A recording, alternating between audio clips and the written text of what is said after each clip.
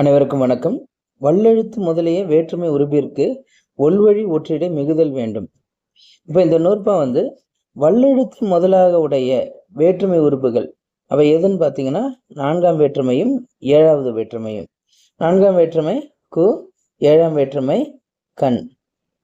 இந்த 2 வேற்றுமை உறுப்புகள் வரும்பொழுது ஒல்வழி ஒற்றிடை மிகுதல் வேண்டும். அதை பொருத்துப்பாடுடைய தேவைப்படுகின்ற இடங்களில் அந்த ஒற்று மிகுந்து வரும் அப்படின்னு சொல்லியிருக்கிறாரு. இந்த ஒற்று மிகுதலுக்கு இங்கே எடுத்துக்காட்டு கொடுத்துருக்காங்க. அது 2 அடிப்படையில் இருக்கு. ஒன்று வல்லெழுத்து மிகுதல், 2வது மெல்லெழுத்து மிகுதல். வல்லெழுத்து மிகுதலுக்கு பார்த்தீங்கன்னா ஊர் கூட்டல் கு ஊர்க்கு இக்கு மிகுந்து இருக்கு. அதே மாதிரி நீர் கூட்டல் கு நீர்க்கு. கண் வேற்றுமை உறுப்பு வரும்பொழுது ஊர் கூட்டல் கண் ஊர்கண் இதுலேயும் மிகுது. நீர் கூட்டல் கண் நீர்கண் என வருது. அதே போல தான் இங்கே பார்த்தீங்கன்னா தங்கன் எங்கன் என மெல்லெழுத்து மிகுதல் அப்படின்னு சொல்லியிருக்காங்க. தம் கூட்டல் கண் இதில் பார்த்தீங்கன்னா மகரம் கெடும், மகர ஒற்று கெட்டு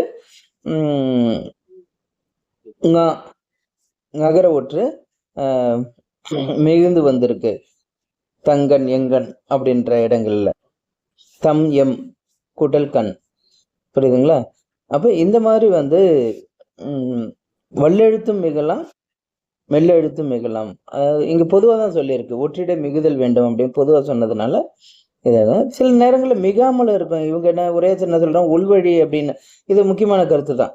ஏன்னா பொருத்துப்பாடு உடைய இடம்னு இங்கே சொன்னதுனால மிகாத இடங்களும் இருக்குது. அரசர் கூட்டல் கண் அரசர் கண், பார்ப்பர் கூட்டல் கண் பார்ப்பர், இக்கு வராமல் பார்ப்பார் கண் அப்படின்னு சொல்லிட்டு ஒற்று மிகாத இடமும் இருக்கு அப்படின்றது இதனால நமக்கு தெரிய வருது.